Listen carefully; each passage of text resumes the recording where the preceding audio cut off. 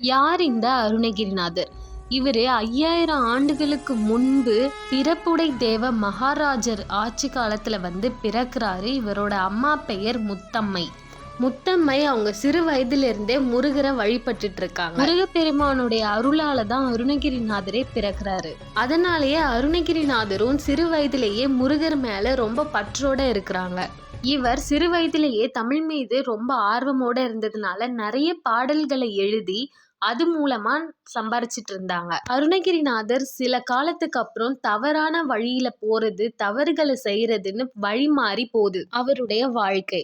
திருவருணைக்கோவில் கோபுரத்திலிருந்து கீழே விழுந்து தற்கொலை செய்ய போறாங்க. அவர் கீழே விழும் அந்த நேரத்துல ஆபத்தில் அஞ்சேன் என்று முருகப்பெருமான் அவரை தாங்கி பிடித்ததா சொல்றாங்க. முருகப்பெருமானை பார்த்த அதிர்ச்சியில பேச்சை இழந்த அருணகிரி கிட்ட போய் நீ பாடுறத கேட்கதான் வந்தேன்னு முருகர் சொல்றாரு.